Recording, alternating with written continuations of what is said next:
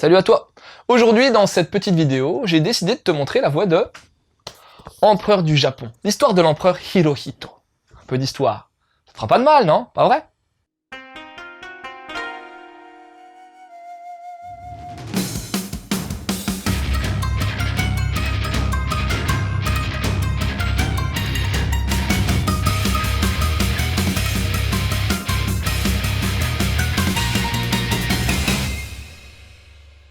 C'est la fin de la Seconde Guerre mondiale.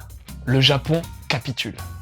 On assiste à la rencontre entre l'empereur du Japon, Hirohito, et le commandant américain Douglas MacArthur. Et MacArthur, il s'interroge sur le genre d'homme qu'est cet empereur japonais. Comment est-il devenu ce qu'il est? Eh ben, hop, gros flashback.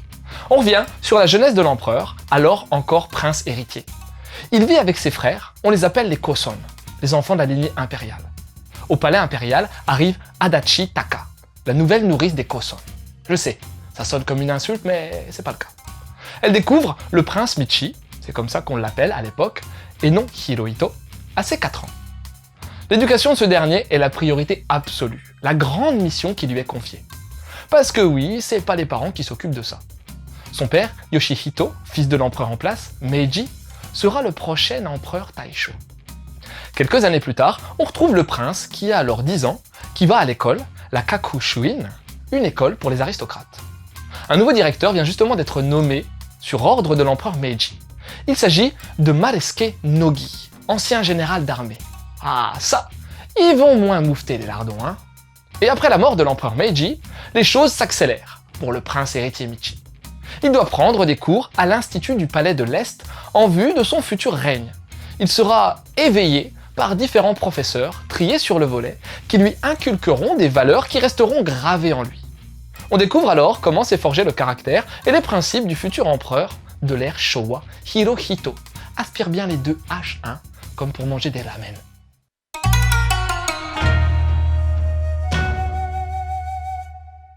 Dans ce titre biographique, on retrouve un trait très réaliste. On sent le travail de documentation fourni pour réaliser ce manga. Les décors sont très présents et détaillés au possible, afin d'ancrer le lecteur dans l'histoire. Les monuments historiques, bien évidemment, sont reproduits fidèlement. Les personnages suivent aussi cette volonté. Ils sont ressemblants et possèdent une palette d'expressions très naturelle et tout en finesse. Juste un petit truc. Bon, déjà, il y a pas mal de noms à retenir. C'est pas forcément évident, mais aussi 3 persos se ressemblent un peu physiquement.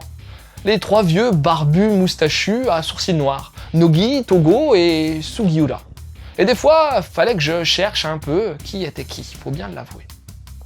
La mise en page reste sobre, classique et efficace, elle permet une lecture fluide. Les planches comportent aussi pas mal d'annotations et des phrases de contextualisation dans les vignettes. C'est nécessaire pour bien faire comprendre ce qui se passe, mais parfois, ça alourdit un peu la lecture. Côté édition, Delcourt Tonkam donne à ce manga une dimension majestueuse, avec du doré au titre et également sous la jaquette. L'illustration du tome d'origine est gardée, mais sans le fond jaune. Les premières pages en papier glacé sont colorisées avec un style aquarelle du plus bel effet. Et allez, histoire de chipoter, je pense qu'un complément aurait été appréciable, avec présentation des protagonistes et petite contextualisation. Parce que bon, l'histoire des empereurs japonais, franchement, j'en bouffe pas tous les midis.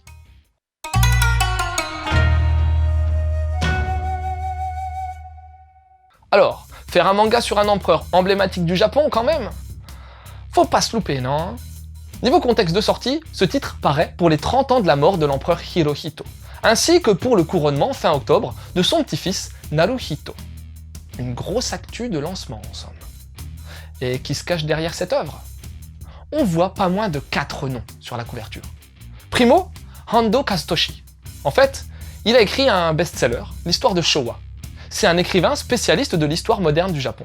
C'est sur son œuvre qu'est basé ce manga. Deuxio, au scénar, Eifuku Issei. On le connaît par chez nous notamment pour son travail aux côtés de Matsumoto Taiyo sur le samouraï bambou. Tertio, au dessin, Nojo Junichi. Un homme au parcours plutôt atypique et chaotique niveau manga, on va dire. Il a notamment créé un manga à succès sur le mahjong et est reconnu pour son trait réaliste et marqué. Et Katremachio, à la supervision de l'ensemble, on retrouve Shiba Hidetaka ancien éditeur chez Shogakukan qui a travaillé auprès de monstres sacrés tels Tezuka Osamu, Mizuki Shigeru ou Fujio F. Fujiko. Belle carte de visite quoi. Bon, une sacrée équipe quand même, hein, pour un titre prometteur sur le papier et dans sa réalisation. Ce récit biographique porte sur la vie de l'empereur dès sa plus tendre enfance. Il nous dévoile les coulisses du palais et de sa vie familiale, mais également l'organisation politique en place autour de lui. Ce premier tome nous narre les apprentissages du prince jusqu'à son adolescence. Au départ, on focalise la narration sur la nourrice, qui arrive au service des princes. Puis, petit à petit, le prince grandit et le récit se retrouve centré sur lui et la présence de la nourrice s'efface. Mais elle demeure très importante aux yeux du prince héritier.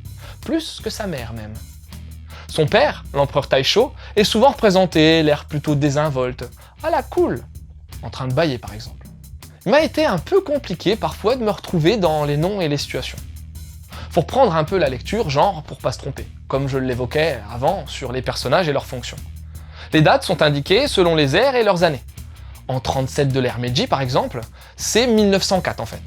Bon, c'est normal bien sûr, car c'est important dans un manga portant sur le système impérial. Mais ça alourdit la contextualisation aussi pour nous, petits occidentaux non initiés. Ce titre peut très bien se lire sans connaissance particulière sur le sujet, mais je pense qu'un novice peut avoir intérêt à se renseigner un minimum sur le contexte au préalable pour vraiment profiter de ce manga et comprendre les attitudes des personnages. Bref, une belle plongée dans la vie de celui qui a tenu le règne le plus long au pays du soleil levant. Et en conseil de lecture, va jeter un œil sur une autre série d'Eifuku Issei, le samouraï bambou, où un samouraï sans maître n'aspire qu'à vivre paisiblement. Il troque alors son sabre de métal contre un en bambou. Côté histoire, tu peux aller voir Peleliu, Guernica of Paradise, qui nous plonge sur une île durant la guerre du Pacifique, aux côtés d'un soldat, aspirant mangaka, qui ne rêve que de sortir de l'enfer de la guerre. Et dans le style biographique, mais sur un autre personnage emblématique, t'as Jésus, de Yasuhiko Yoshikazu, qui nous présente l'histoire du Fils de Dieu, par le regard d'un jeune disciple. Et ben voilà, c'était Loud, j'espère que cette petite chronique t'aura donné envie de lire Empereur du Japon. Je te laisse et continue de suivre la voie du manga.